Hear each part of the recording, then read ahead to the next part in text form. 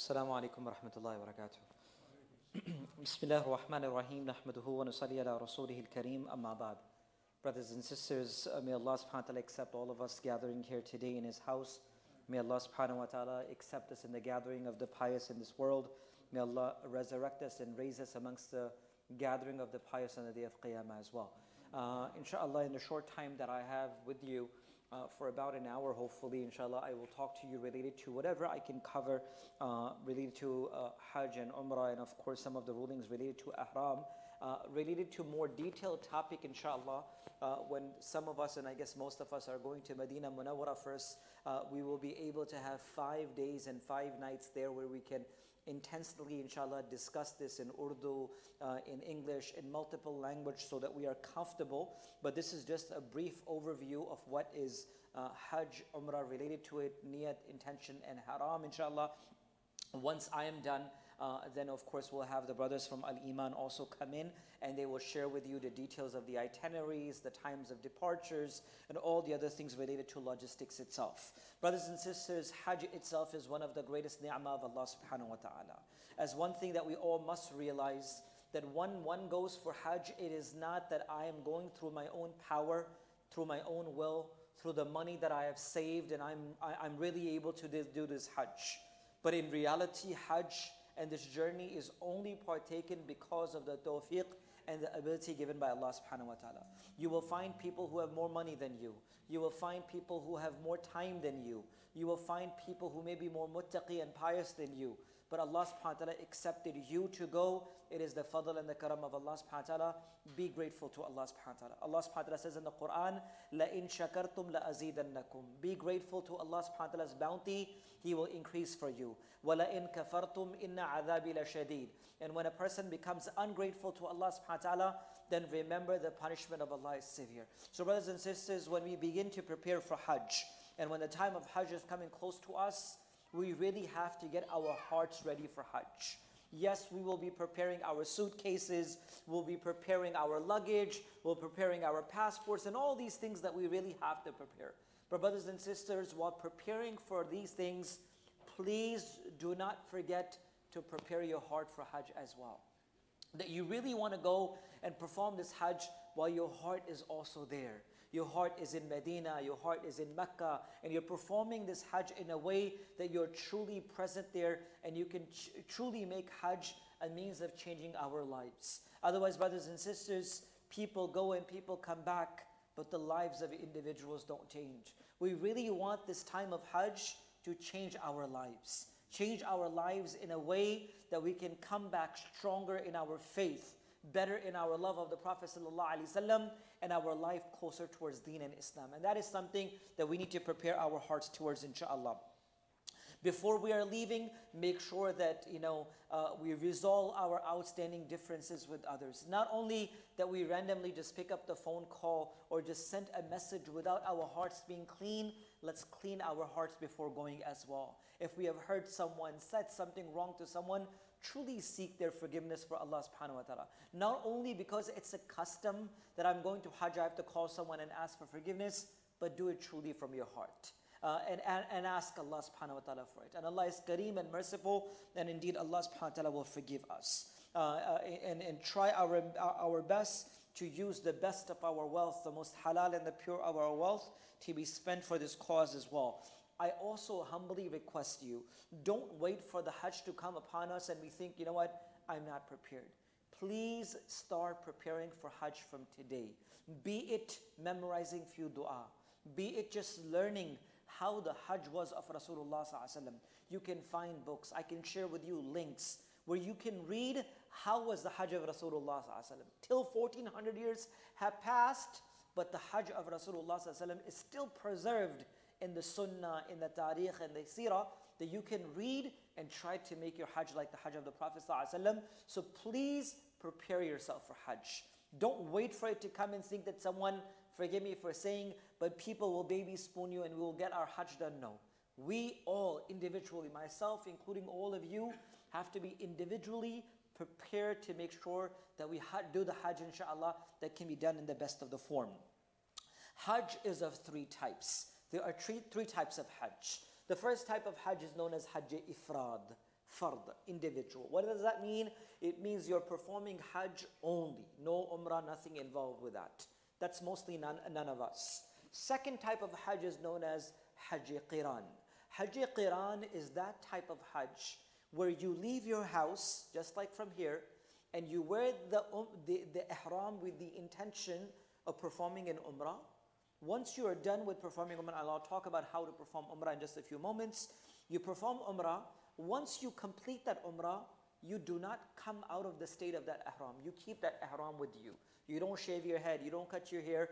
You stay in that state of ihram, and you go to Hajj in that same ihram. That is known as Hajj Qiran. This is something that most of us will also not do. The third type of Hajj that most of us will do, and I recommend that as well, is known as Hajj Tamattu'. What is Hajj Tamattu'? Hajj Tamattu' means that you leave your home with the intention of performing Hajj, but that Hajj is also attached with an Umrah. But that Umrah itself is a separate part of Hajj. You wear your ihram. I'll talk about ihram. I'll talk about Umrah in just a few moments. But you will go and you will perform Umrah. You will do all the things required for Umrah. You will cut your hair or you shave your hair, whatever you want to do. You will come out of ihram. You will be in your normal clothing. And then when the day of Hajj comes, you will wear the ihram for Hajj again. And that is known as Hajj Tamattu'. So most of us sitting here would most likely be performing Hajj Tamattu' itself. Now, when we are performing Umrah, we need to make sure Hajj, we must also know what Umrah is, because Umrah is a part of that Hajj. But in order to know Umrah, we must know what Ihram is as well. So let's quickly talk about what Ihram is. Usually what we begin to think is that Ihram means the two pieces of clothing that we wear. Two pieces of clothing may be known as Ihram, but that is not the state of Ihram. That is not the physical state of Ihram that is called the state of Ihram itself. But Ihram in reality, in Arabic linguistic, means to declare something haram and unlawful upon yourself, which is halal for you. So for example, a person says, I am now in the state of Ihram with all the prerequisites.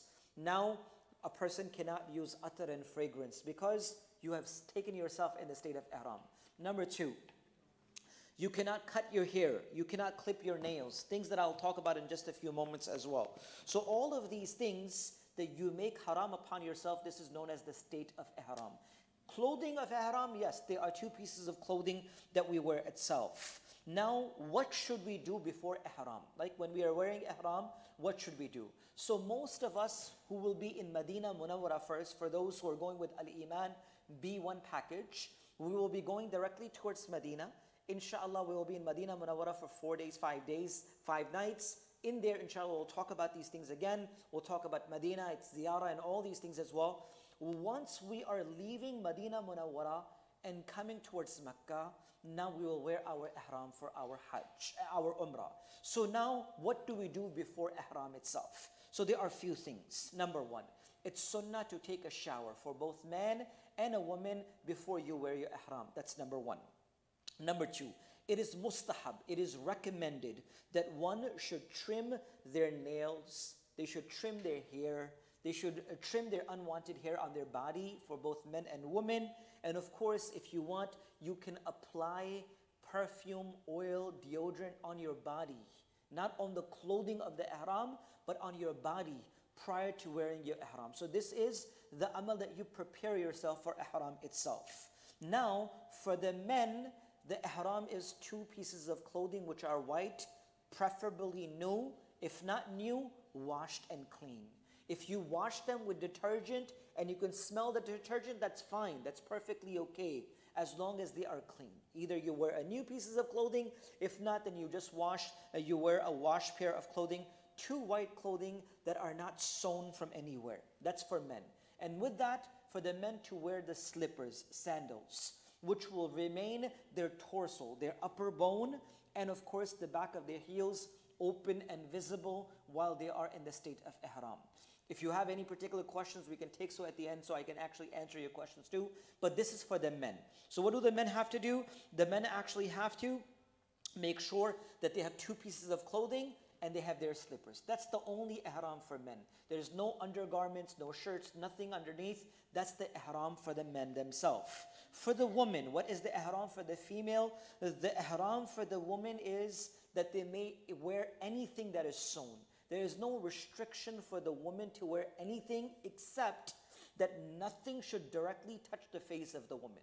That's the ihram of a woman. She may wear socks, she may wear sandals, she may wear comfortable shoes that are like sneakers and stuff. She doesn't have to wear the slippers. It's only for the men that they have to wear that. So for the women or the women folk that are traveling with us, they can have comfortable shoes that they can easily walk and travel, but make sure that it's easily accessible, that they can put in their bags if they go inside the haram. They should not be too heavy, too bulky, that they cannot take it inside the haram as well, because you won't be able to leave your slippers out of the masjid and find them when you come back. So it's always good to keep a pouch where you keep those bags, and of course Al-Iman provides that. So for the women, they can wear an abaya, they can cover themselves, scarves, gloves, whatever they want, shoes and socks, but of course nothing should physically touch their faces. There are some mothers and sisters who keep a veil on their face. They keep the complete veil at all times.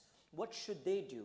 So in that case, they can wear something in which the cloth can be put as a drape in the front, but physically does not have to touch the face directly. That could be a means for the sisters itself. So for the sisters, your ihram is anything that you really want to wear, as long as your face is not directly touching a cloth. And for, of course, the brother, there are 2 pieces of clothing with the slippers that they have to wear.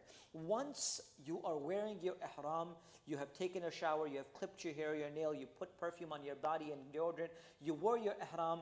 Now, before you enter into the state of ihram, it is sunnah to perform 2 rakats of salah.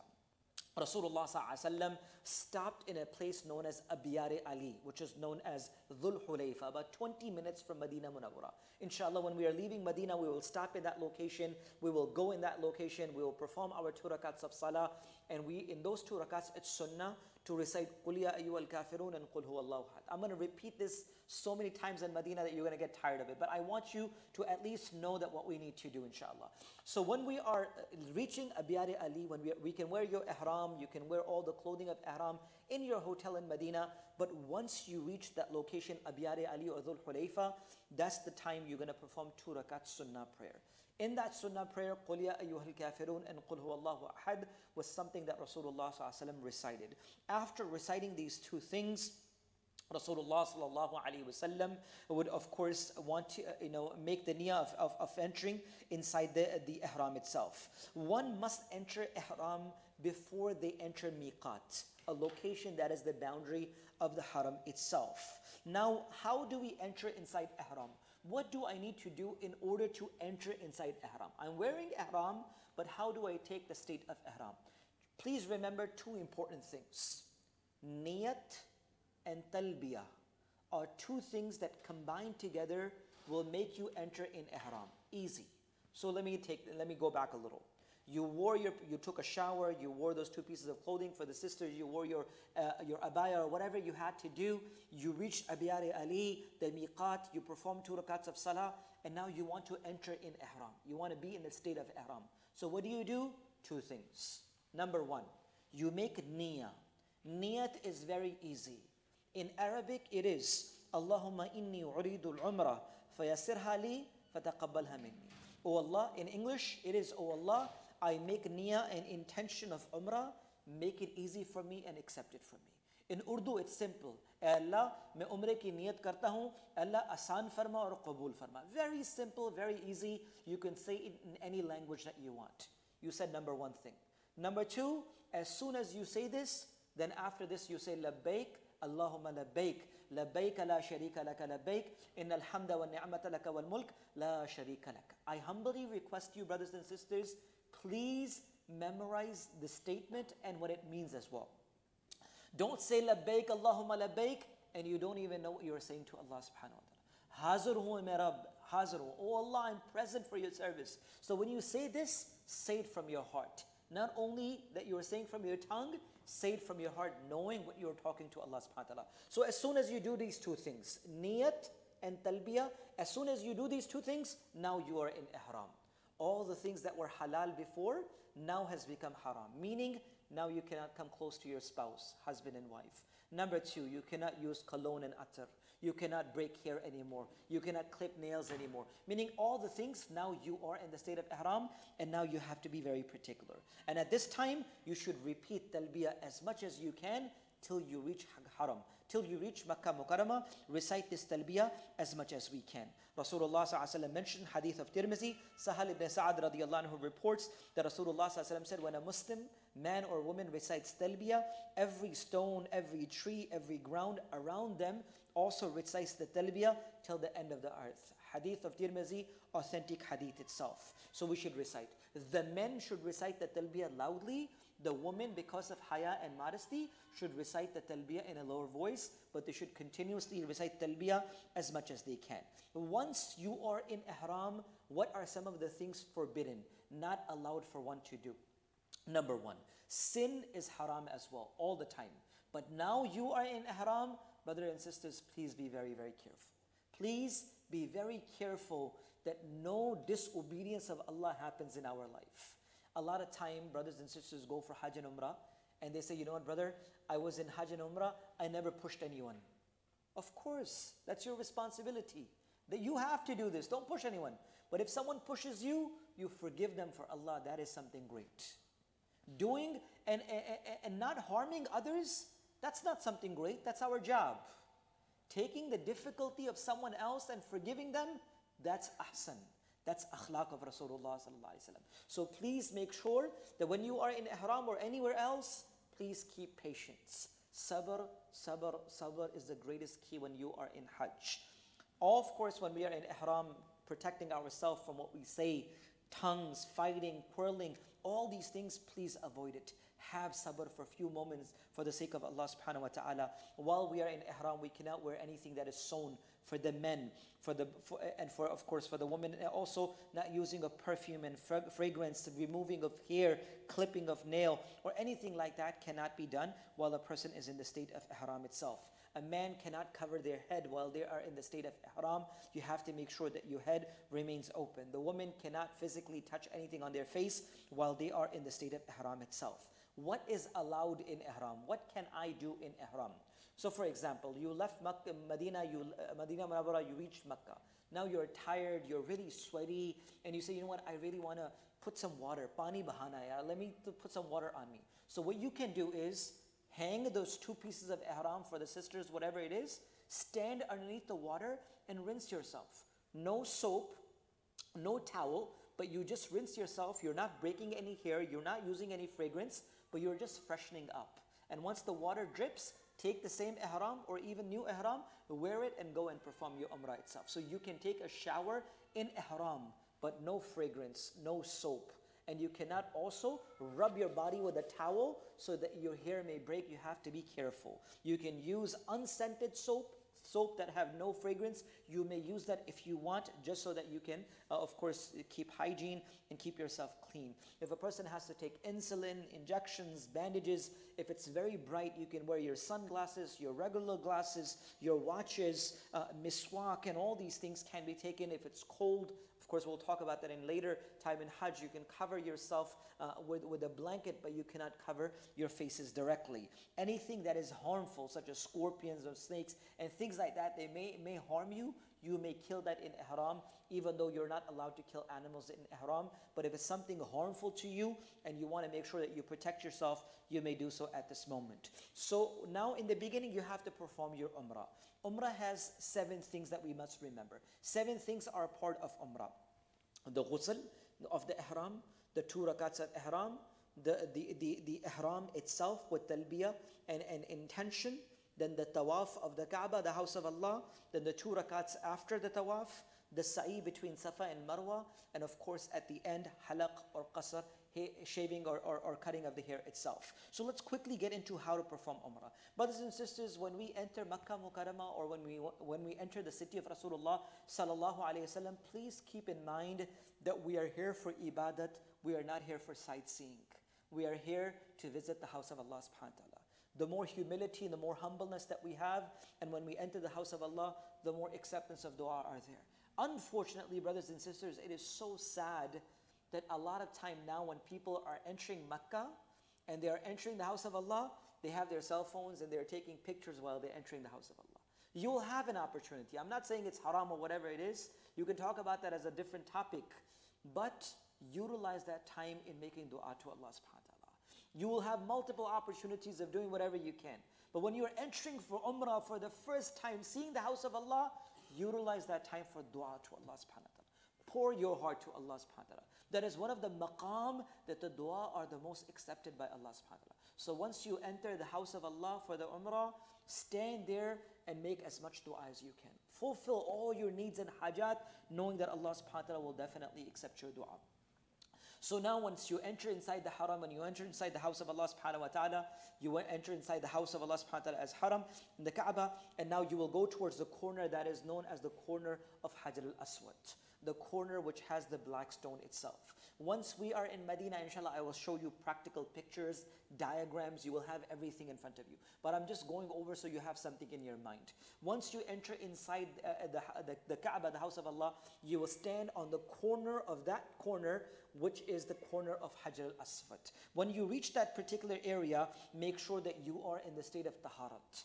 The man and the woman, you must be in wudu when you are performing tawaf. The shart and the condition of tawaf is that you must be in tahara. You must be in wudu. You must be in purification when you enter there as well. Once we are getting close to the haram or the Kaaba, for the men, you have to make sure that your right shoulder is uncovered. For the sisters, you don't have to do anything particular. You remain like that. For the brothers, you uncover your ihram to your right shoulder and you keep this empty, open itself. Only for the 7 rounds of the tawaf itself. After that, you will cover it again. And the second thing you must remember is that the first 3 rounds of the tawaf, the men have to walk a little faster. It's known as Ramal. Rasulullah ﷺ did so. But if there are so many people that you can't do that, then don't worry about it. If you have family, if you have female with you, don't leave them behind. Keep them with you. Walk normally. You don't have to rush, but make sure that you keep yourself and your family secure when you are doing tawaf. If you have a mahram with you, a daughter, a wife, a sister, anyone, then you may hold on to them when you are doing tawaf. It doesn't affect your ihram. Please keep them with you at all times because there is so much rush that if they get pushed, they may get hurt itself. So in ihram, for the safety of your family, if you're holding on to them and you're grabbing them from side, that doesn't affect your ihram. So please make sure that you keep them secure and do the tawaf together. How do we begin tawaf? The tawaf itself begins with 2 things. You face the corner of Hajj al-Aswad. It has to be quick because people are moving fast. You have to face the Kaaba just like you raise your hand for making salah, like you say Allahu Akbar, like you begin your salah, takbiratul tahrima. That's how you raise your hand and you make your niyyah. Oh Allah, I make niyyah for the tawaf of the Kaaba. Oh Allah, accept this from me and make this easy for me. It has to be from your heart. You doesn't have to say it very loudly. It has to be the niyyah from our hearts. And we have to say Allahu Akbar, la ilaha illallah. Allahu Akbar, la ilaha illallah. We're going to repeat this so many times that you're going to remember this. Once you have done this, you have done istiqbal. Istiqbal means the beginning of your tawaf. Now you put your hand down. The second thing that you have to do is known as istilam. Practically, you should go and kiss the Hajj al-Aswad, which is not a possibility. Please do not risk your Hajj. People push and shove and curse, may Allah forgive, just so that they can touch Hajj al-Aswad. To respect and to honor a Muslim is greater than going and kissing the Hajj al-Aswad. So please keep the respect of one another and do not push and shove anyone else. If you can practically go there, go ahead. If you cannot, then you may stand from far away and perform istilam. Istilam means that you are not directly touching the Hajj al-Aswad, but from far away you're raising hand and you're saying Bismillahi Allahu Akbar and you're kissing your hand. This is known as istilam.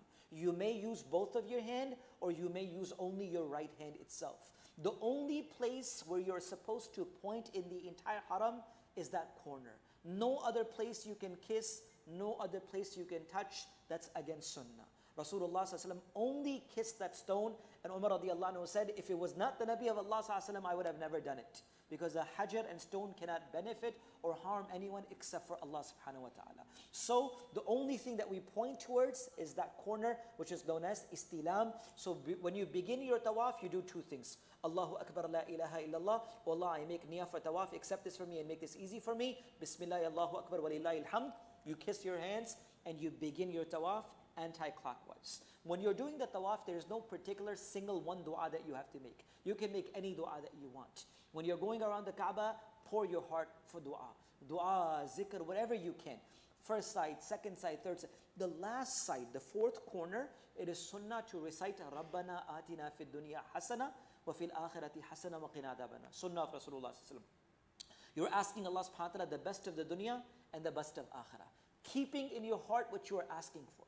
Someone asked Rasulullah sallallahu alaihi wasallam, Ya Rasulullah, what is the best of dunya?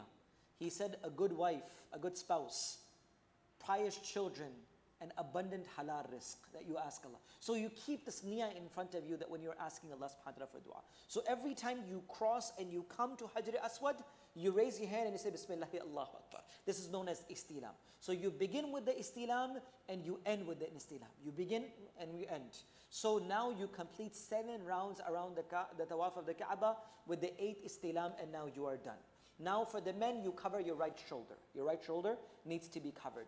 For the sisters, you don't have to do anything practical with changing of yourself. You're just perfectly fine.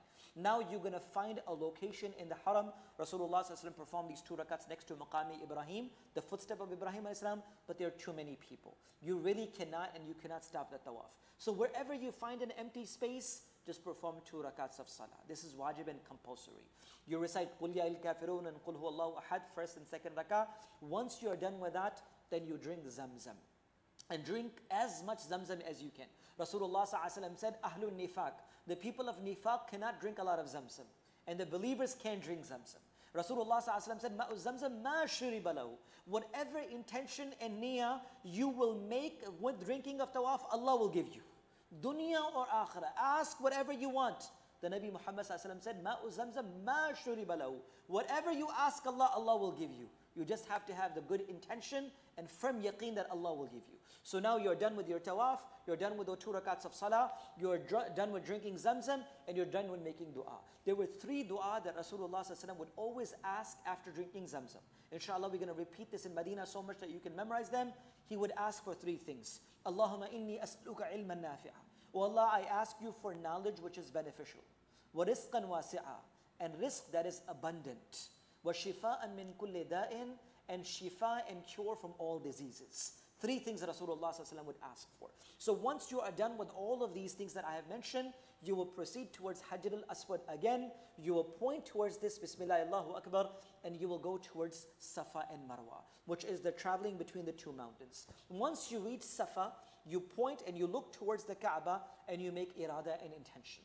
Oh Allah, I intend to do sa'i between Safa and Marwa. Accept this for me and make this easy for me. It doesn't have to be from your words. It could be your heart. Your niyyah always is from your heart.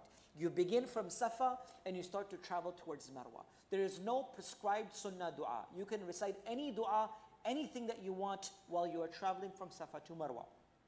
While you're traveling from Safa to Marwa, between those 2 places, you're going to see green lights. You're going to see green lights on top of you.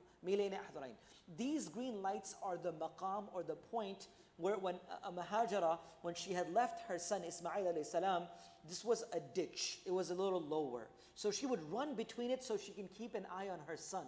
And she would walk the other place. So resembling her actions, the people who are performing Umrah or Hajj, they move faster in that location. So when you're going through that, brothers and sisters, remember the qurbani and sacrifice of that mother. So everything that commemorates from Hajj is so much from the life of Ibrahim alayhi salam. But of course, for the woman, you just walk normally. If you have family members, don't leave them behind and don't run so fast. Just walk a little quicker at that particular maqam. So from Safa to Marwa is 1, from Marwa to Safa is 2, and then from Safa to Marwa is 3, and you continue like this, and you start from Marwa and you Safa and you end at Marwa.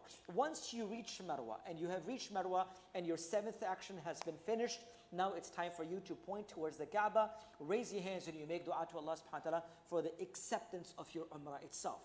At that point, for the sisters, you gather all of your hair in a ponytail. At the end of your hair, you wrap it around your index finger, shahada finger, and you cut it according to the one that you can wrap around your index finger. And as soon as you do so, you are out of the ihram. If a woman wants to cut her own hair to take herself out of ihram, she can do so.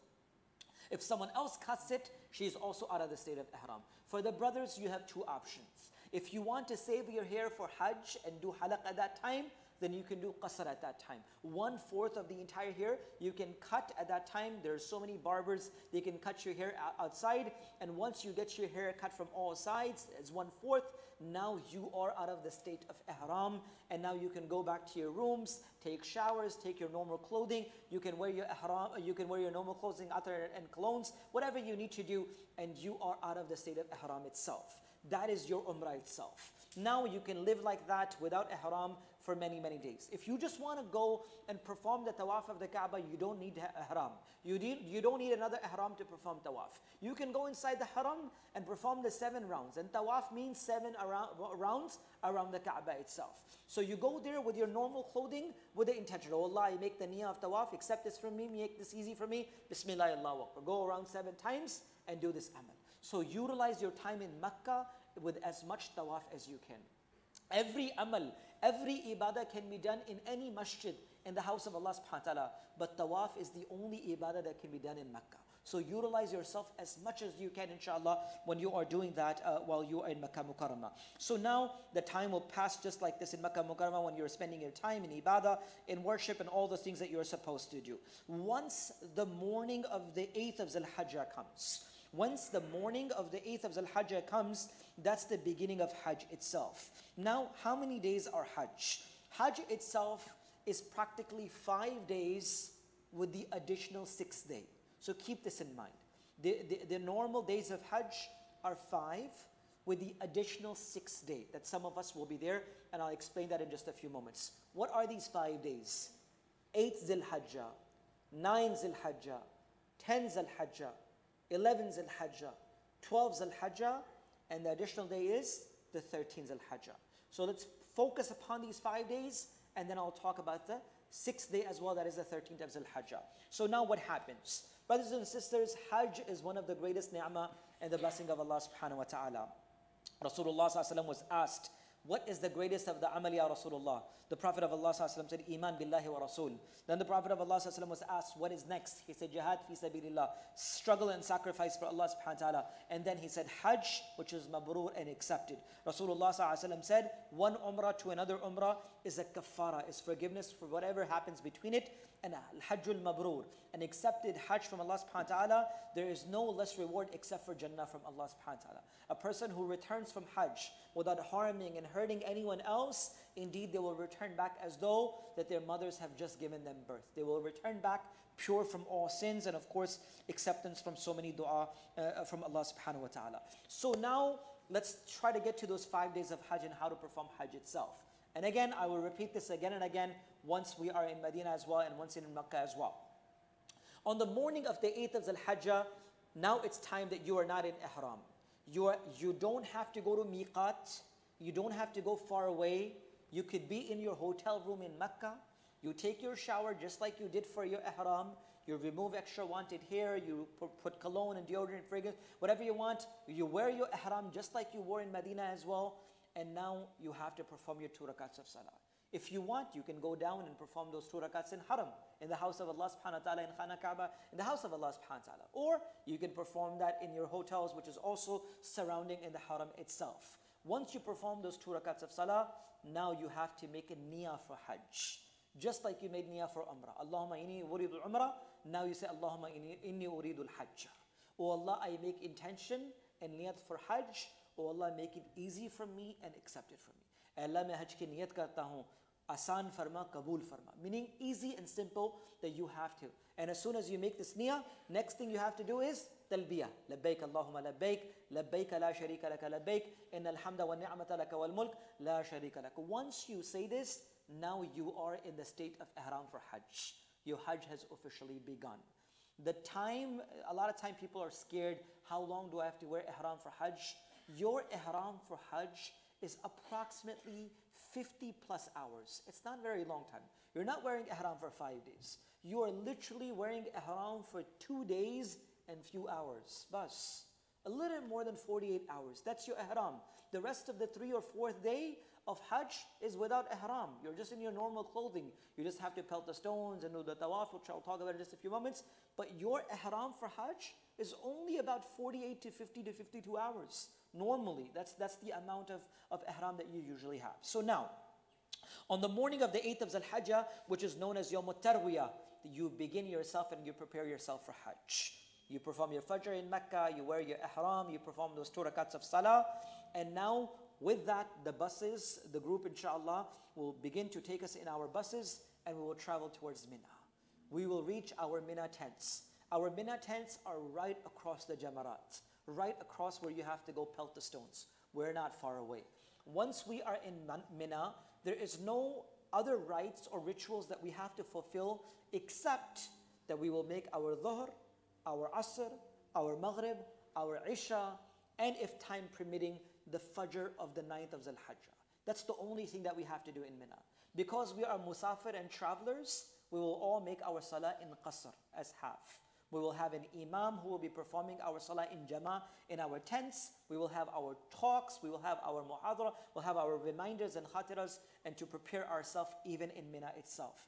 Engage that time in Mina, it's going to be hot, 120 plus degrees. Yes, there will be AC and all the things, water and whatever you need, food, but it still may get a little hot. Engage yourself, keep yourself busy.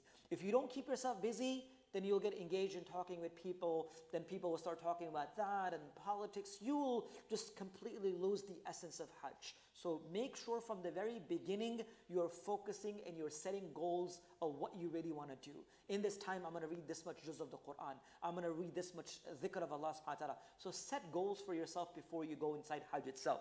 So now in Mina, in your ihram, you're just performing your dhuhr, your asr, your maghrib, your isha, and depending upon what time we travel to Arafah, your fajr in Mina as well. Once the announcement is made by the group itself that we have to move towards Arafah, and now alhamdulillah with so much ease and comfort, there are trains that are taking us from Mina towards Arafah.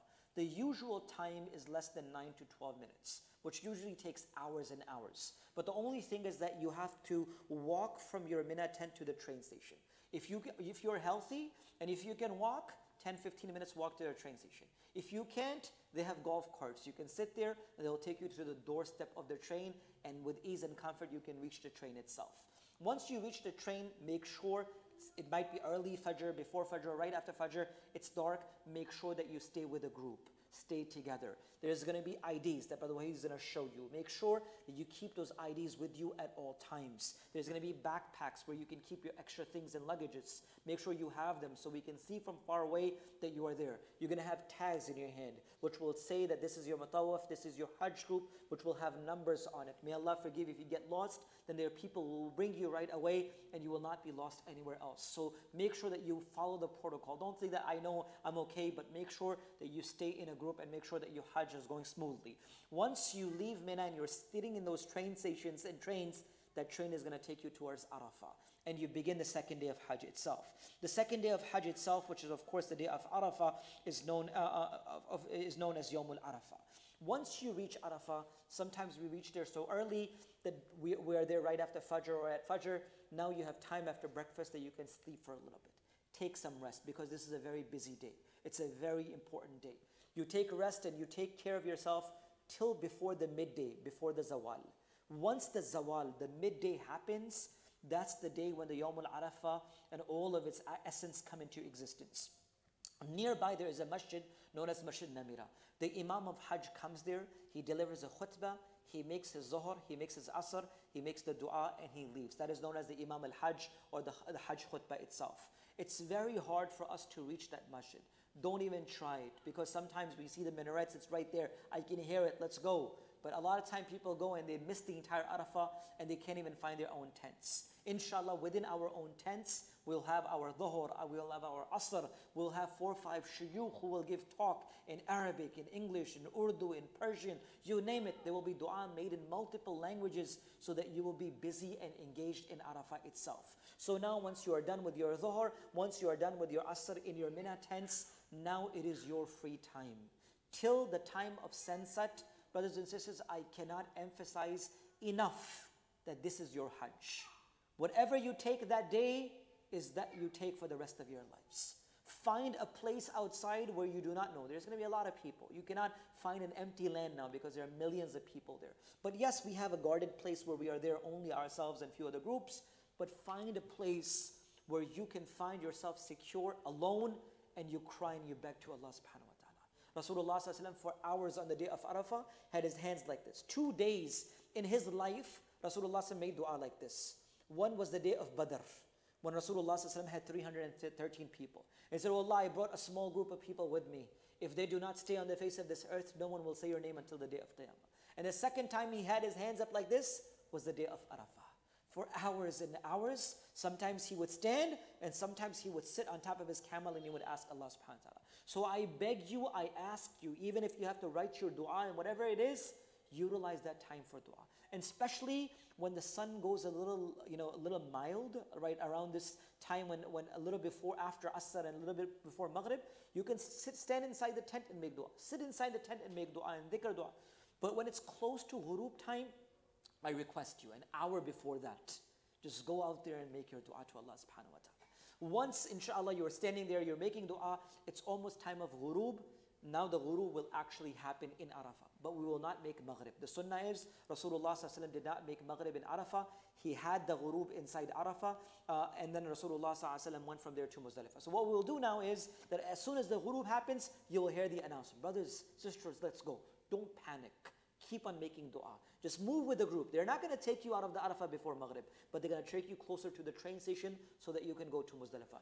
Keep yourself busy. Even when you're walking, keep yourself busy. Dua, dua, dua. That's the time you ask Allah subhanahu wa ta'ala. Now when the ghurub happens, we will reach our trains. When we sit in our train station, this is very critical, brothers and sisters. If you have young people with you, if you have elderly with you, that night is very critical. It's dark, it's extremely dark. It's night, it's after Maghrib, and you have to get to a new location. If you get lost that night, then it's very difficult. Make sure that you stand close to your group. You're close to the people who know the location and surrounding. That night we will reach Muzdalifah. Once we reach Muzdalifah and we reach our area, Muzdalifah is a place where you find a carpet on a concrete or an asphalt, and there's nothing on top of you except for the skies and the stars.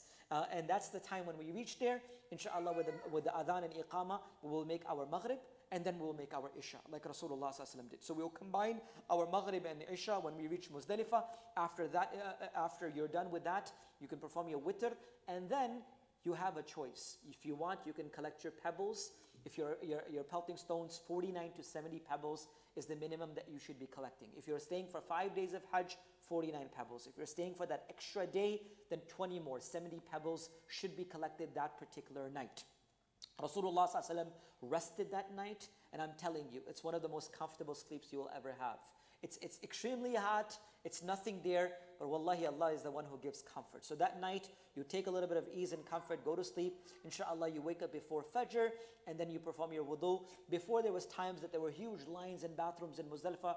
Now there are so many facilities. So much facility that I remember, alhamdulillah, last year, woke up at the last, I think I was the last one to wake up, astaghfirullah. So I woke up and went and made wudu and came back within minutes. So alhamdulillah, there's so much facility available now for wudu and all the needs. So now it's the third day of Hajj, which is the third day of Hajj itself beginning. On the third day of Hajj itself, when we are there, now we will make our Fajr in Muzdalifah.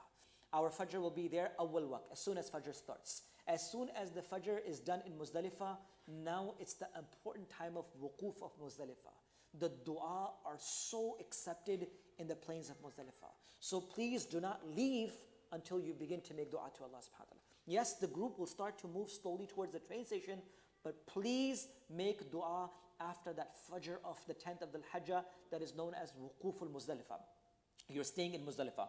So you're asking Allah subhanahu wa ta'ala for dua, you're asking Allah subhanahu wa ta'ala for supplications, and of course you leave to Muzdalifah, and your travel begins towards Arafah itself. So once you reach back to, you come back towards Mina itself. So now it's the morning of the 10th of Zul-Hajjah. Your 9th Zul-Hajjah is gone, the 10th Zul-Hajjah is gone, 8th Zul-Hajjah is gone, 9th Zul-Hajjah is gone, and now it's the morning of the 10th of Zul-Hajjah. This day is the busiest day for all of us. There's a lot of things that need to be done.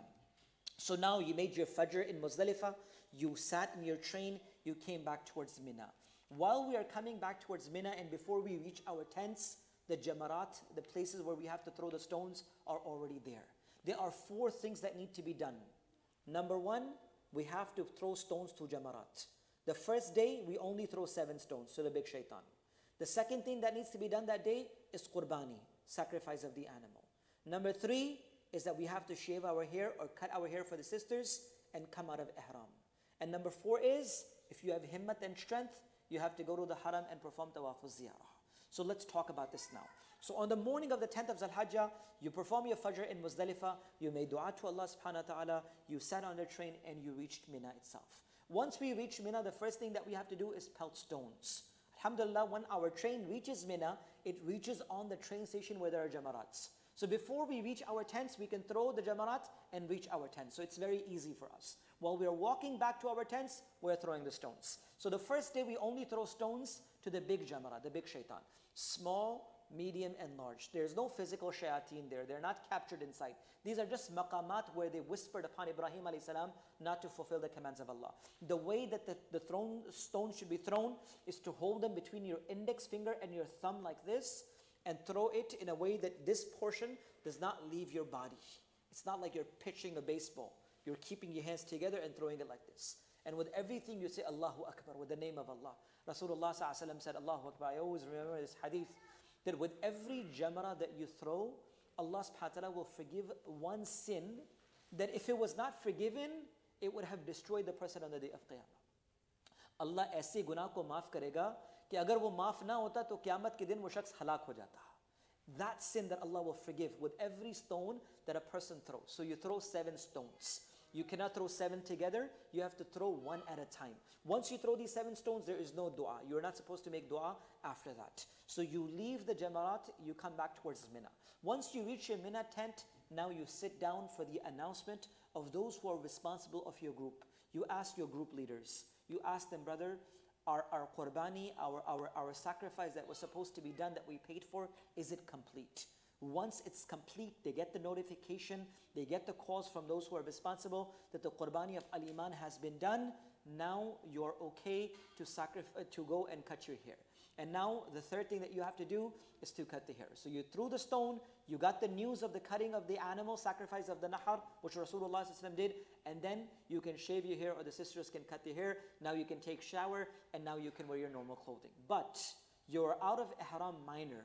A man and a woman, husband and wife, still cannot be intimate till tawaf al-ziyarah is complete. You out of your ihram, but a man and a woman still cannot be close together because they are only out of minor ihram. So your 3 major things on that day is done. That night, on the night of the 10th now, you will have a choice. The buses will take us from our Mina tents or the buildings nearby, the tents, and they will take us towards Makkah Mukarramah, the house of Allah subhanahu wa ta'ala, to perform our farz of Hajj, which is known as tawaf al-ziyarah. Once we reach Makkah Mukarramah, we will be in our normal clothing. There's no ihram that we are wearing. Once we reach Makkah, of course the condition is that we have to be in the state of purity. We have to be in wudu and purification. You reach Makkah Mukarramah and you begin your tawaf. And your tawaf is just like your normal tawaf. Oh Allah, I make niyyah tawaf al-ziyarah. Accept this from me and accept this from me. Make it easy for me and accept this from me. Bismillah, Allahu Akbar. You do istilam and you walk around the Kaaba 7 times. Once you go around it 7 times, you make 2 rakats of salah.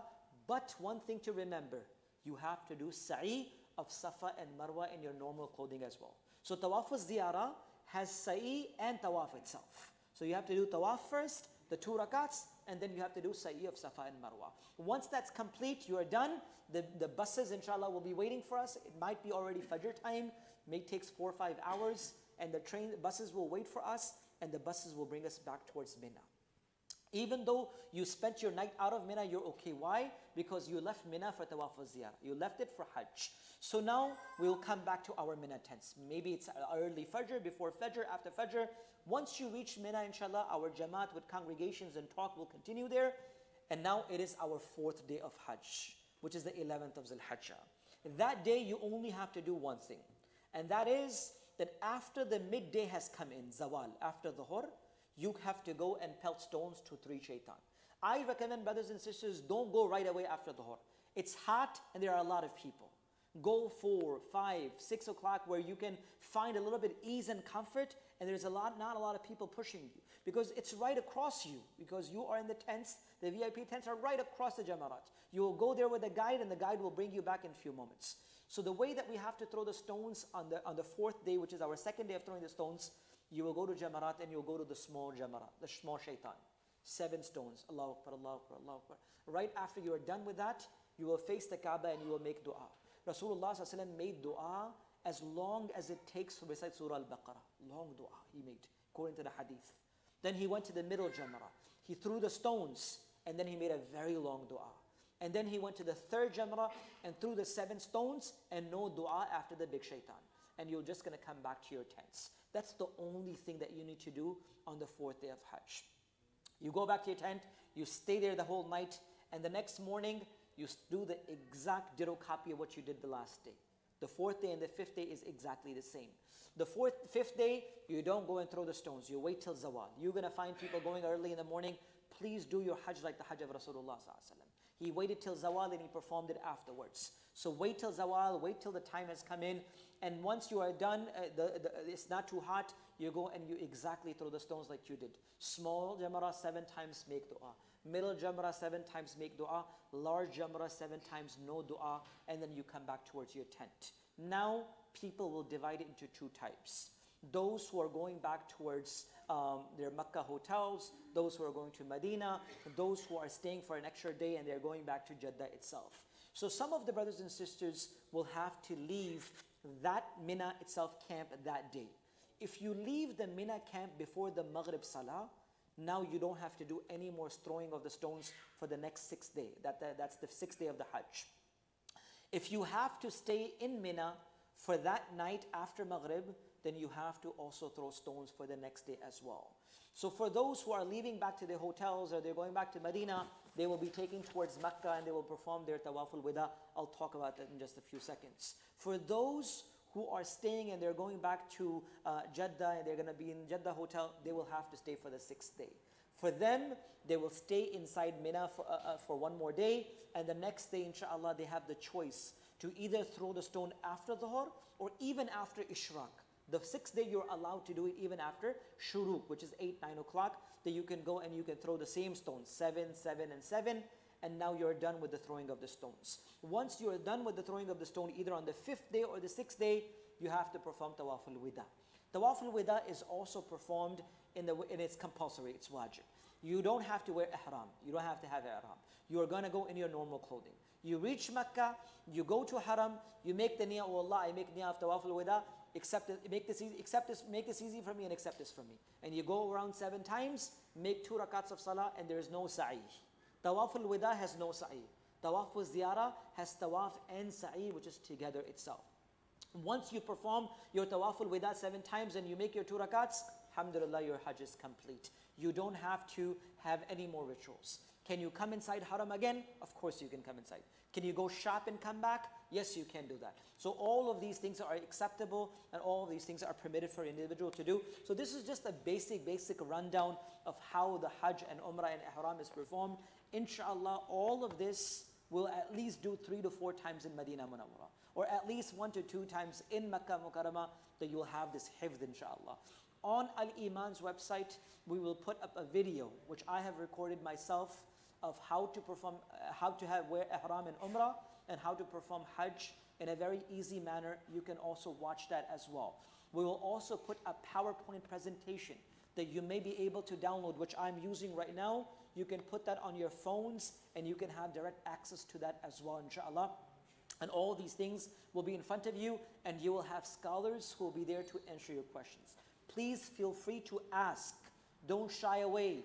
Make sure that your Hajj is performed in the best of the manner. May Allah accept this from all of us. May Allah subhanahu wa ta'ala accept this Hajj as Hajj al-Mabrur for us. Allow us to visit the house of Allah subhanahu wa ta'ala in the city of Rasulullah again and again, and accept us from all of our good deeds, inshallah. We have some of the logistical works that are going to be discussed now, so please inshallah bear with us. I unfortunately will have to step away, but if you do have any questions related to the Islamic portion of it, you can leave that behind with Brother Wahid, or Qari Ubaidullah Sahib is here. Inshallah, he will be able to answer your questions.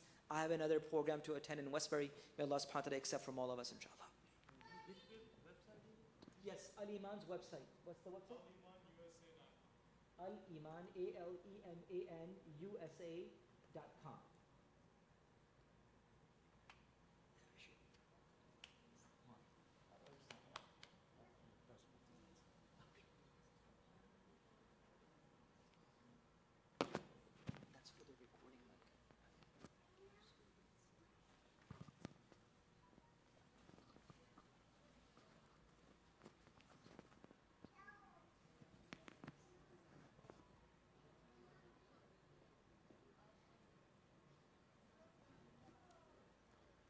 السلام عليكم ورحمة الله وبركاته. بسم الله الرحمن الرحيم والصلاة والسلام على أفضل المرسلين سيدنا ونبينا محمد صلى الله عليه وعلى آله وسلم. It's always a nice feeling when you are going to Hajj. I will speak to you today about logistics, speak to you today about what you're really going to be facing and how it is going to be done and the best way to do it. So we're going to start right now. All your passport except few are still in the consulate. We'll have them on Monday, so everybody will have his passport, inshallah. The first thing, when you get your passport, we already did that 3-4 times. I mean, you open the passport, you check it, I'll show you the passport, how your passport look. You may not really be happy how it looks, but it has to stay that way. That's your passport. That's stickers in the back. This is the name of the company. This is your name. This is your picture. Please do not remove anything, because we know from this, we will know how, you'll be tracked by those stickers. Some brothers and sisters, they clean their passport the minute they take it, and it will take us to search by the passport number, maybe here, maybe there, will take hours and hours. Alhamdulillah, for the last 21 years, we didn't lose one passport.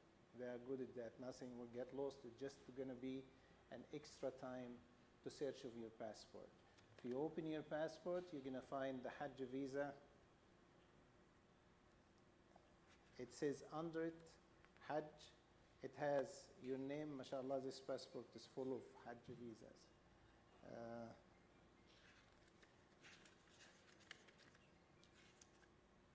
That's your Hajj visa. That's how it's going to look. It has your name, the name of the company, and it says the date. You check just the spelling, your name, and things like that. We did that several times, but for your comfort, and you will receive also your ticket if you receive it as a hard copy or in the email. Make sure from the time of your ticket, which terminal. If you have any question, pick up the phone and call until midnight. It's not an issue. Just make sure you understand all the tickets.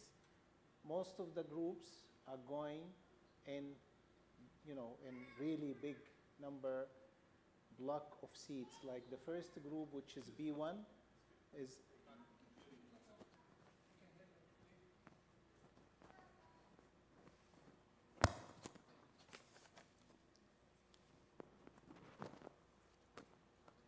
most of the groups are leaving in really big numbers of, like the first one is B1, it's an Emirates airline, and about 80, 90 people in the same flight. You have group leaders on the flight. The main thing is when you get to the airport starting JFK, wear your ID.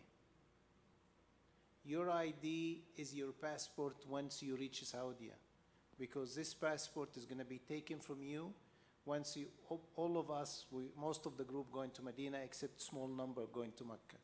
So this is, once we take that from you, give it to the Hajj ministry, then it becomes, your passport becomes your ID. That's how your ID looks like. This should be, I don't want to say sleep with it. This is really very important to have it. You will have this, and also the mutawwif will give you a bracelet. Make sure that you don't lose this bracelet or you lose this, because the bracelet covers for the ID covers for the bracelet. Don't say, I am young, I'm strong. If you're young as I am, you're still in the heat, anything can happen. Anything can happen. The heat is really intense. It's 120, humidity is very high. I can't take it for a few minutes. In the heat, try to avoid the heat. Try really to hydrate yourself. And there's a lot of, everywhere you go, we made sure on our facilities, there is enough water and juices for every, keep drinking water once you reach in Saudi. It's very important. So your ID from JFK, you will be a group leader. Do not wait for anybody, because on the group, when you have a block seats of 90 people, they don't allow us to assign seats. And when you take your ticket, you try to get in, it's not going to be assigned. So what they do is they give like 90 seats for that. They take a section of the plane and give it to those 90 seats. Try to be there 4 hours before at JFK. However, most of our flights are on Emirates Airline. Try to be 4 hours there. It's on Terminal 4 in JFK. All others are coming from other states. Try to be also 4 hours at least before. Assign your seat. Go in as a regular international flight. Now you get on a flight. You reach Medina. You're going to go through custom. But after custom, you're going to go in, take your luggage.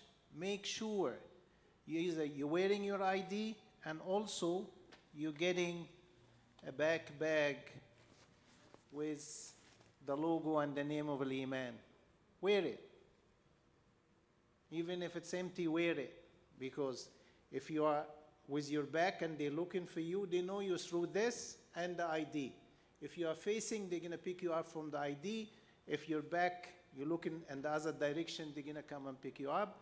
Besides, they will be wearing T-shirts, have the logo of Al-Iman, they holding a sign. There's about 4 or 5 people waiting for you. They will collect the passport, they will register the passport, and then we'll take you to the bus. Approximately in Medina, in an hour and a half, you are in the hotel.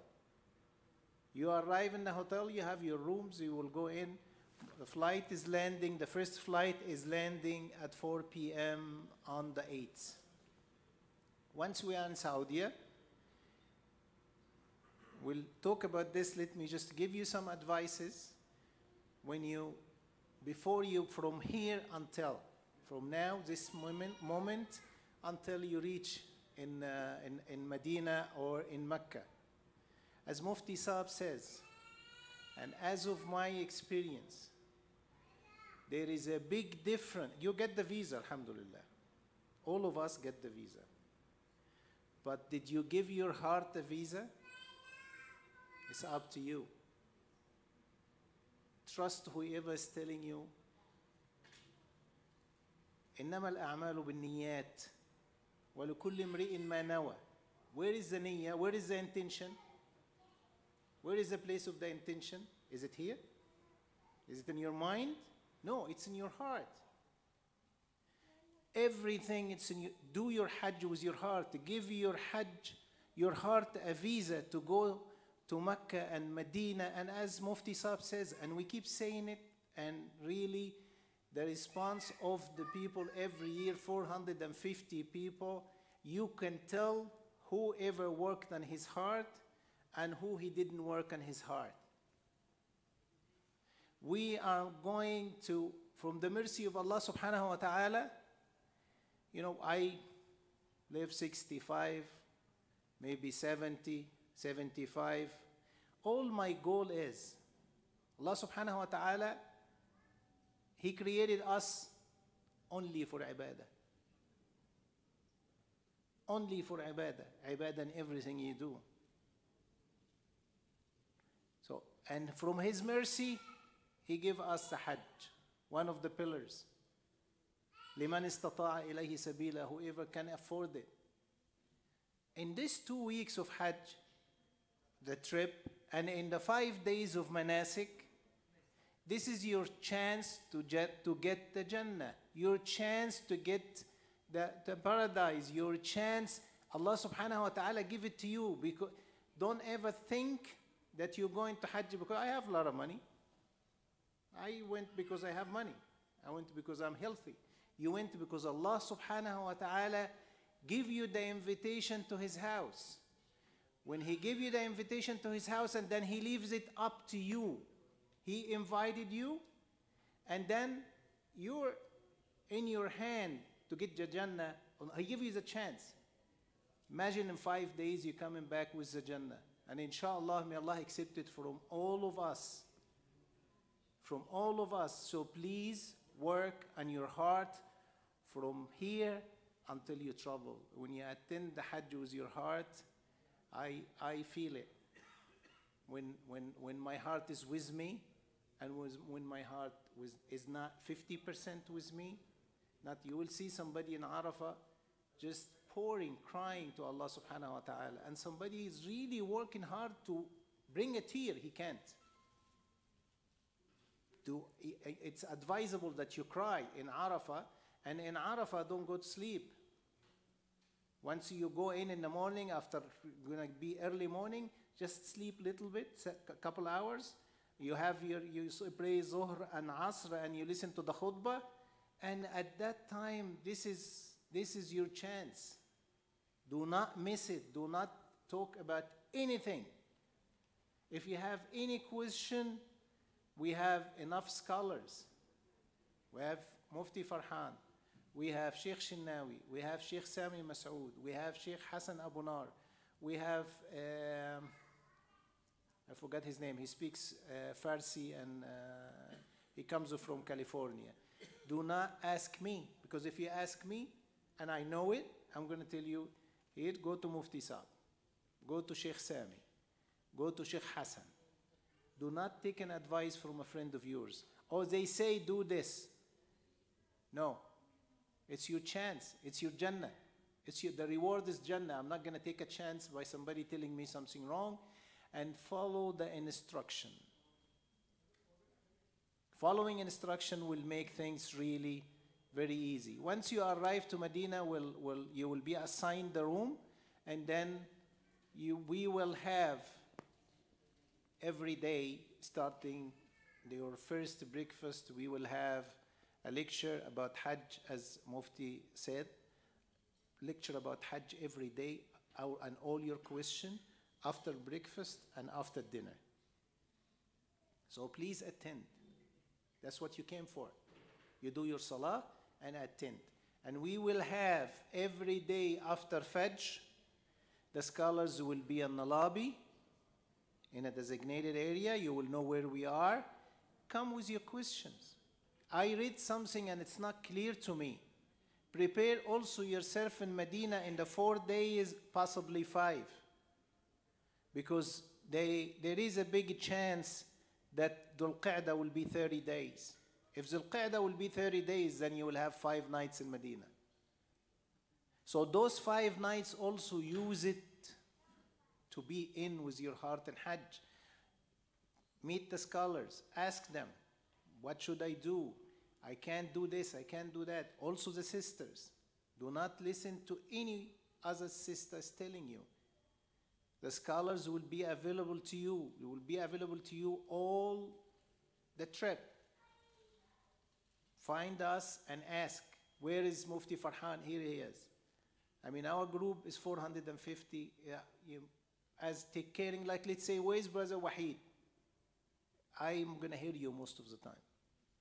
Because we all in an open area for men, and the sister also in an open area. Sister will have their own bayans and their own lectures and their own question and answer in Mina and in Arafat. They'll have a separate station. So we will stay either 4 or 5 days in Medina. We will have 1 day for Mazarat, we'll let you know. Once you reach Medina, we'll give you also day by day. From A to Z, from first day to the last day. Read it. Most of the people, they don't. From experience, please read it, because there is some instruction, like for example, the day before, we say it also every day after in breakfast and in dinner. We say, okay, tomorrow we're picking up your luggage. Normally we pick up the luggage 1 day before. In your ID, there is inside this ID 3 luggage tags. This luggage tag will identify your suitcase or your carry-on in anywhere. We have one was an Emirates airline. They called me like a month after Hajj with sister from New Jersey. She lost, okay, she lost her bag while traveling. This brought it back. And it was in Canada. I told them, no, we are in New York. Couple days, they brought it to New York. Also, when they're moving it from the hotel into the truck, this is what we need. That has your name and your picture on it from the back. Also, we're moving from Della to Swiss Hotel. We take it the night before. When you go into the Swiss Hotel, it's going to be in your room with your luggage tag. Luggage tag is very, very important for your suitcase. Do not put any expensive thing in suitcases. Do not take expensive for the sister. Don't take any jewelries. If you buy jewelries, do not put it in the suitcase which will be shipped. Nothing ever happened before, but this is chances we should not be taking. However, also having a green card, do not walk around with your green card. Every room has a safe. Even if you are in quad room with 3 other people, you can, between you, know it, and here, guys, this is mine, this is mine, this is mine. Put the green card in the safe. I have 1 year, 5 green cards got lost. And this is a big issue. This is 10 days you're staying back in Saudi. We have to go to the consulate and replace. May Allah really save us from this. So your stuff should be in a safe area. You're spending in Medina 4 or 5 days preparing for Hajj. Once you reach Medina, we'll give you also your ihram, we'll give you a prayer rug. Also, you're getting from here, you're getting this, and you're getting the heat, as we said, really, it's tough there. I mean, whoever did the Hajj last year, he can tell. And you can't walk really in the sun. This is, everybody's gonna get one like this. It's a cooling towel. It's inside the box. How it works is you take it out of the shrink wrap, which is inside, in Saudi, and you just pour a bottle of water on it and you put it around your neck. When you pour water on this, it becomes cold. Very cold, they call it cooling towel. It will take 4 or 5 minutes until it dries, and you put another one. The heat really, don't take it. And for this heat, take also unscented sunscreen lotions. It's very important. You will not be able to walk in the sun, as Mufti Saab says. Do not, like after Zawal, you can do the Jamarat. But do not do it immediately after Zawal. We will give you a schedule, and also the Hajj ministry gives schedule, because they monitor the traffic in there. After the new construction, which is 5 stories, it becomes, I have an issue. I have not seen an issue for the last few years. But the crowd walking in, we will go in groups. You will not go alone, inshallah. Yeah, no, I know. No, you don't. Because anything could happen to you. You could get dizzy. You could get, I'm very healthy, but you could get dizzy from the heat. You could, if you lose the tent in this heat, it's really hard. And this is where it comes. ID will bring you in. Your ID will bring you in. Your bracelet, which is a mutawif give you, will bring you in. We have a sister get lost for 2 days. And when I ask her husband, where is she has her ID, don't worry, she will come. And he was silent for a few seconds, and he said, but I'm really sorry. I was worried that she lose the ID. I put it in my pocket. 2 days. 2 days, minimum 10, 15 men going everywhere. Going everywhere. And alhamdulillah, after 2 days, she was able to identify the camp. So the ID is extremely, extremely important. Before you leave, make a copy of your passport, copy of your green card, couple of them. Put in each suitcase your ID. Put in each suitcase of yours where you reach, how we can reach you. My son Rami, he's a pharmacist, he helped me, and he will be also running the Hajj with me this year. He was walking a couple days ago by the Empire State Building, and one lady dropped her wallet. She has everything in the wallet. All her, she was from Florida. There is no phone number. We get her phone number from her medical group, second day. So leave something to say it is you. Call that number, it will reach you. So put in every suitcase your card, your business card, your ID, your number. Really put it inside and outside. And put your own luggage tag and Al-Iman luggage tag. That's how you secure it. And when whoever in program, for example, B1 will be leaving from Mecca on the 1st of Zulhijjah. 1st of Zulhijjah, you will take the buses into Mecca. The staff will be waiting for you at the Swiss hotel. Your luggage will be up. Inshallah, you will get your keys, and will be okay, guys. After 1 hour, that's when you reach. Okay, Mufti Saab will meet you down there. Let's go to the Haram. We'll go together to the Haram. 50 people goes into the Haram. And then you enter the Haram, you will see how crowded it is. So who you're going to go to the Sahn around the Kaaba, or you're going to go to the second floor or the third floor. Try to know where you walk in, take marks. Yeah, this building and that building, that's how I'm going to come back. Because you may get lost. Because once you go in, let's say we're going to go all to the Sahn. After the first round, after the first Islam of Hajar, before the second round, everybody's going to be somewhere. And also, don't, as husband and wife, do not really be busy protecting your wife from the crowd. You will see it. Then, where is yourself? Where is you're doing the Hajj for yourself, and she's doing the Hajj for herself. She is searching the Jannah and you're searching the Jannah. If you're going to keep doing this, like this around her, where's your dua? You cannot really attend. Just, okay, honey, this is the mark, this is the hotel. Inshallah, we're not going to lose each other. But if we lose each other, then you finish, okay, after the tawaf, I will wait for you in that area. Okay, if you don't lose each other, it's fine. But you have to really know where you are, how you can come back. You finish your Umrah. In Mecca, you have 7 nights on that first program. MashaAllah, it's really a lot of time you spend in the Haram. Some people, you did the Umrah. Most of the people, they will be in that group, they will be doing Tamattu'. Tamattu' is you go in from Abiyar Ali, you're going to wear your ihram in the hotel.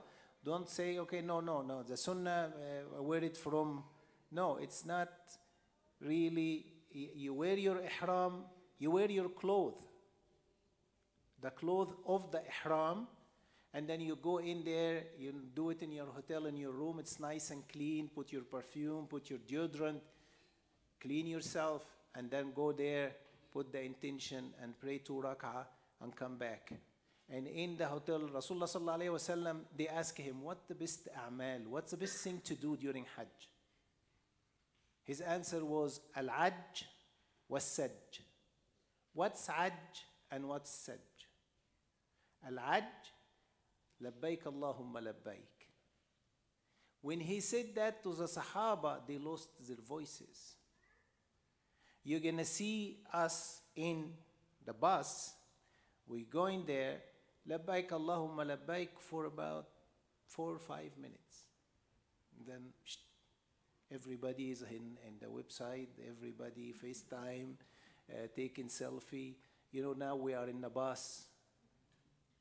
No. Do talbiyah.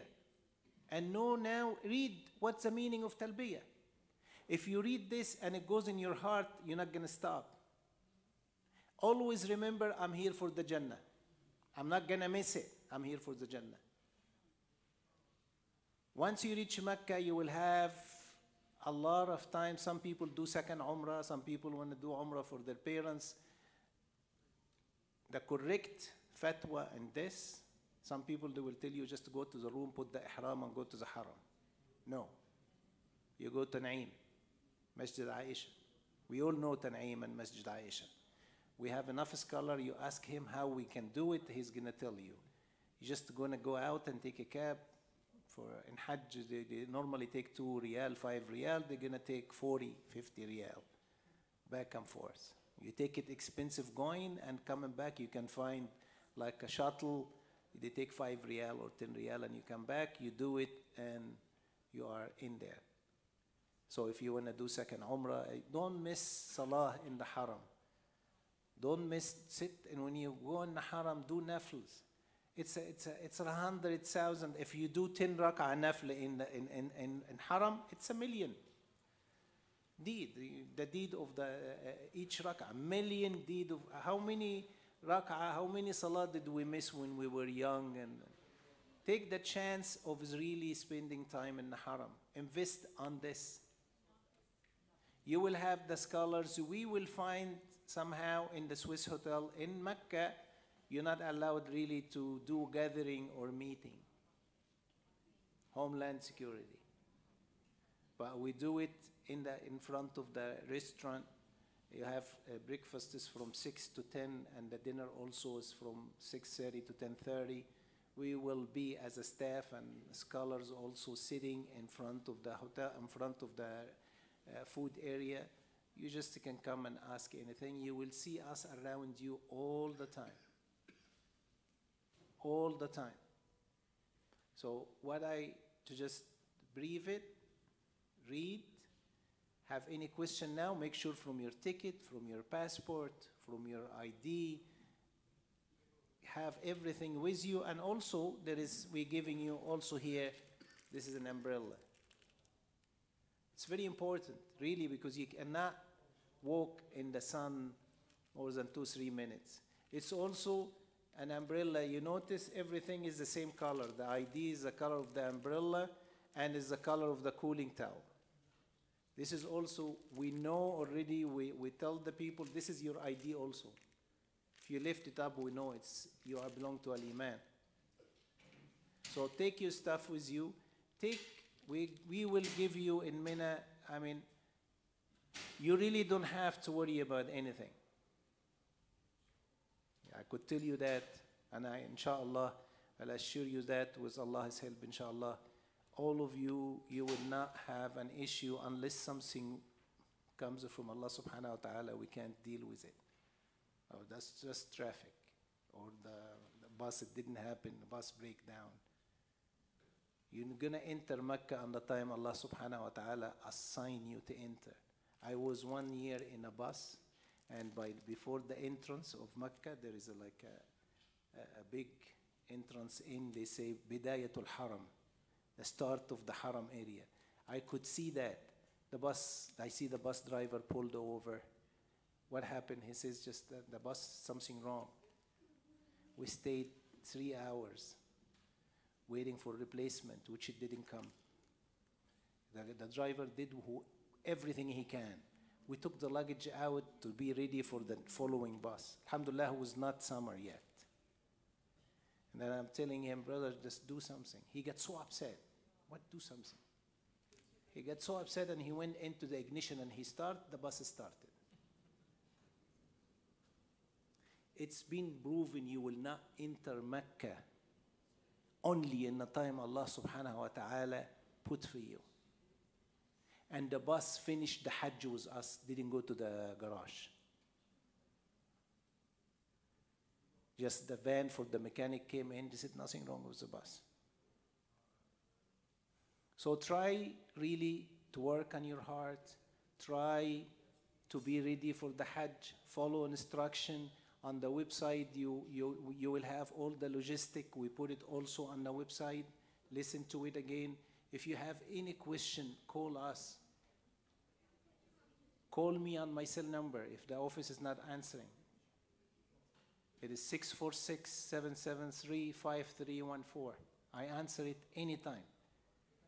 If I am doing namaz or if I am making wudu or something, I'll come back and call right away. Any number. So that is, if you have any question, call, get prepared, check your ticket, check your passport, have your IDs, be in the airport 4 hours before. And if you have any question, I could answer it. Anyone have any question? 646-773-5314. And also, you can call the office. They will answer. Tell them, please ask Brother Wahid to call me. I'm calling him. He's going to tell you he forgot his phone and he's in the bank or something. You can get me also. I'm in the office until midnight every day. Now, until we leave. I'll be leaving 1 day before you to just make sure things are ready. There is a staff there from August 3rd to prepare. There is a staff there already working on Mina, knowing where is what and preparing everything. Inshallah, may Allah make it easy on us. And inshallah, I promise you, you will not have an issue. And may Allah accept it from all of us. Anyone has any question?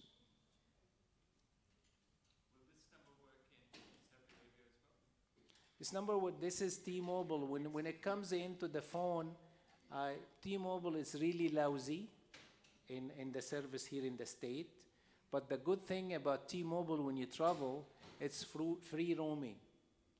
And you take, Saudi is one of the countries, you call them, you say, I need international plan, which 20 cents per minute.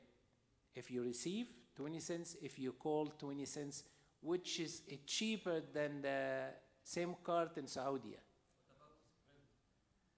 That's you ask Sprint for it, doctor.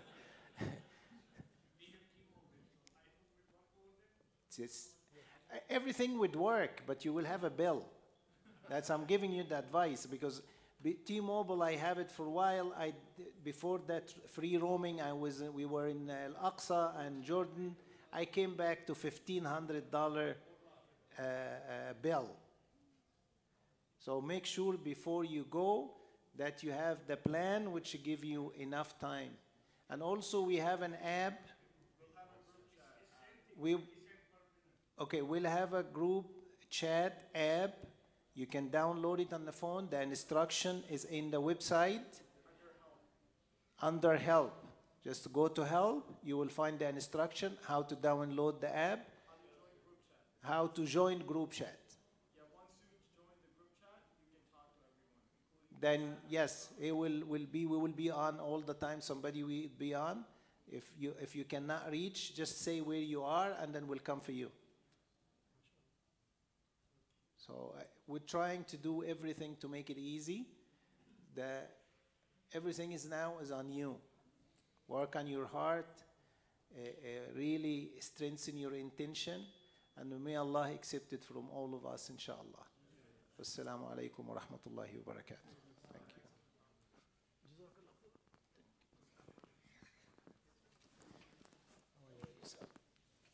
You have an invitation from mom. You will leave. You want to go? You go to the office. Yeah, I totally forget.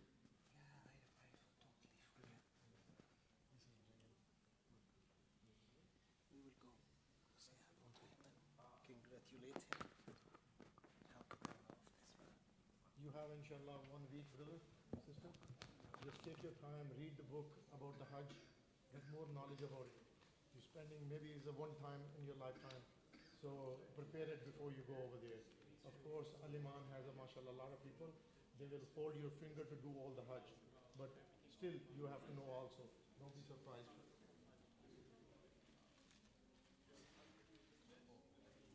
This is how they go. This is the best thing you do.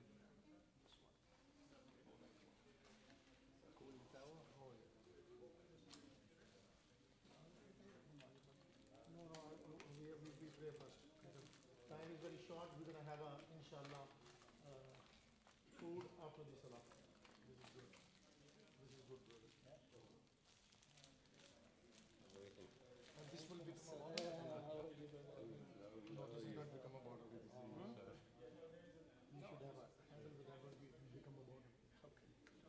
Next time. You understand what I'm saying? You know what I'm saying? This could become a bottle. Just a bottle of water, pour it in and put it on your.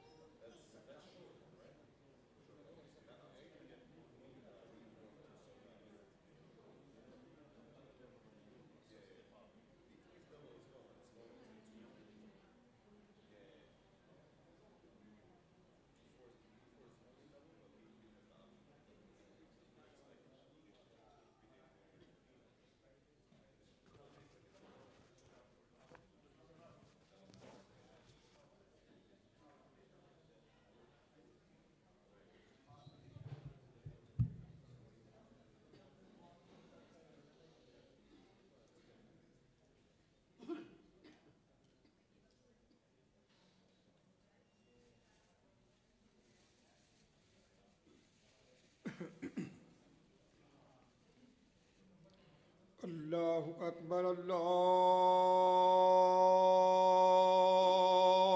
الله أكبر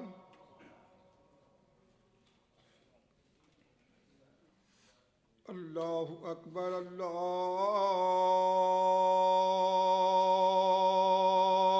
أكبر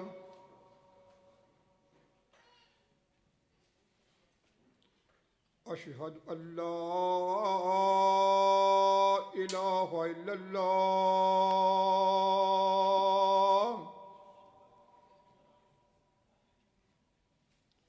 أشهد أن لا إله إلا الله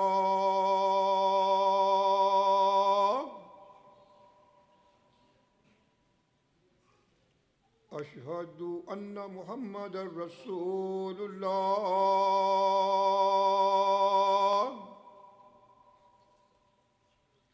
أشهد أن محمدا رسول الله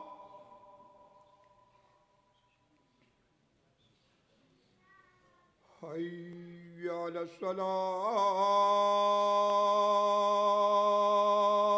الصلاة حي على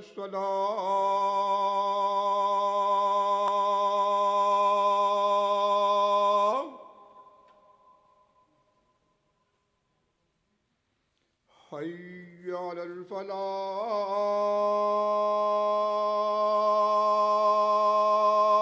الفلاح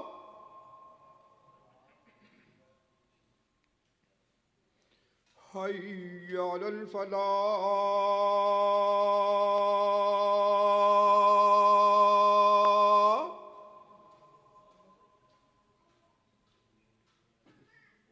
الله أكبر الله أكبر لا إله إلا الله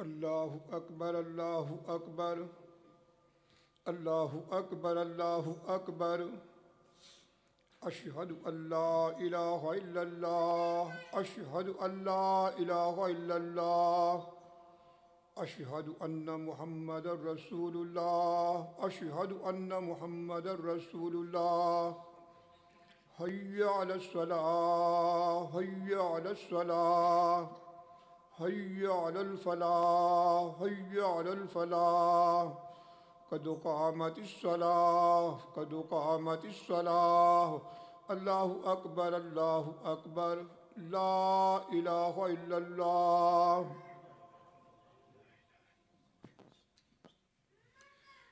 استووا استقيموا يرحمكم الله الله أكبر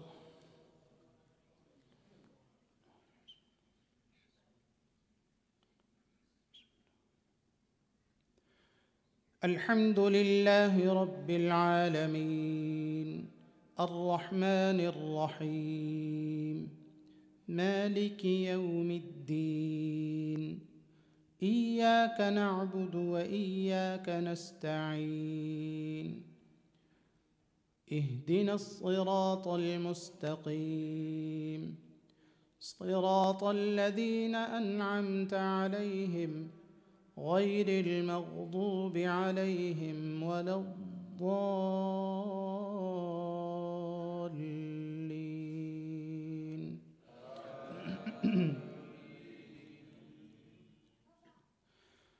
أفحسبتم أنما خلقناكم عبثا وأنكم إلينا لا ترجعون فتعالى الله الملك الحق لا إله إلا هو رب العرش الكريم ومن يدع مع الله إلها آخر لا برهان له به فإنما حسابه عند ربه إنه لا يفلح الكافرون وقل رب اغفر وارحم وأنت خير الراحمين. الله أكبر.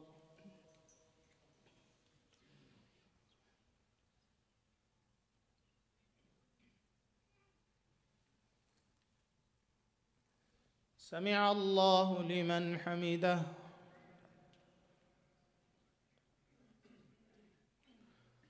الله أكبر.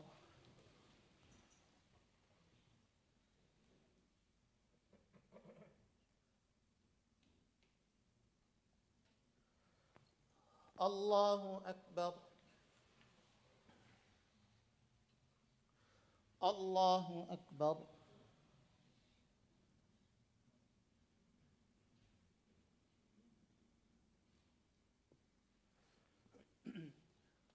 الله أكبر.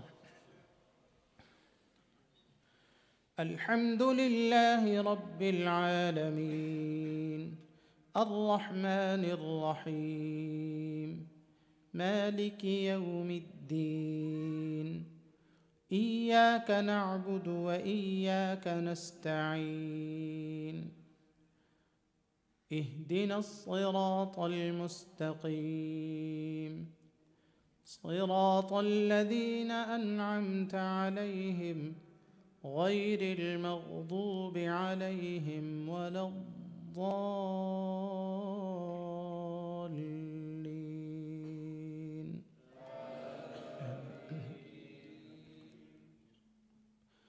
قل هو الله أحد الله الصمد لم يلد ولم يولد ولم يكن له كفوا أحد.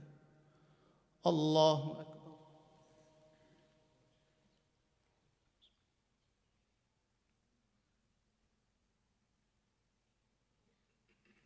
سمع الله لمن حمده.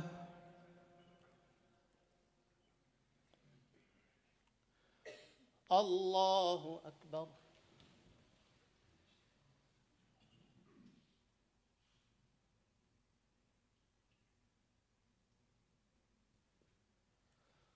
الله أكبر. الله أكبر.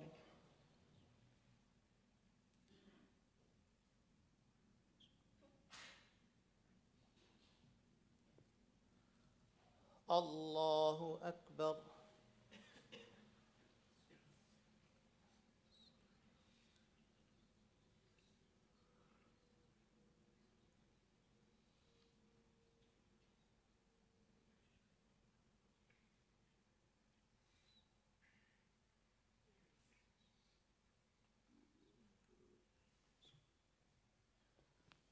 الله أكبر.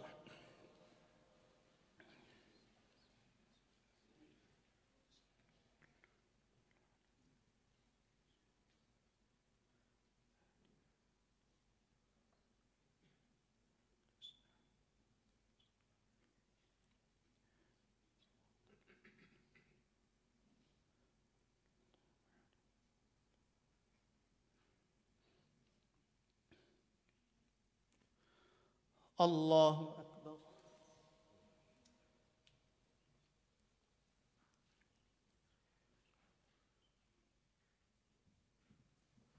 سمع الله لمن حمده.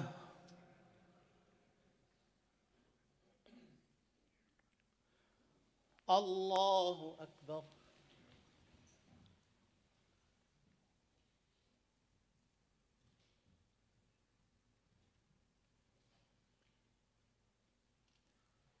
الله أكبر. الله أكبر.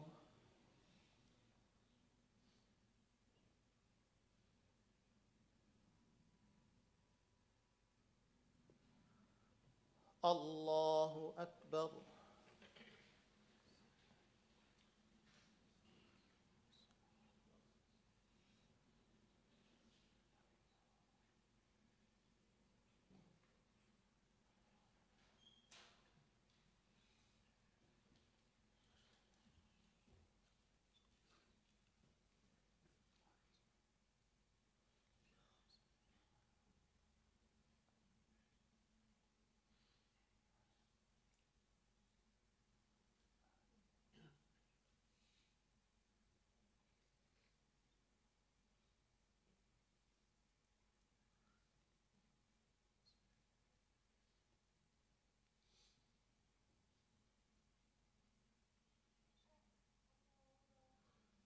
السلام عليكم ورحمة الله. السلام عليكم ورحمة الله.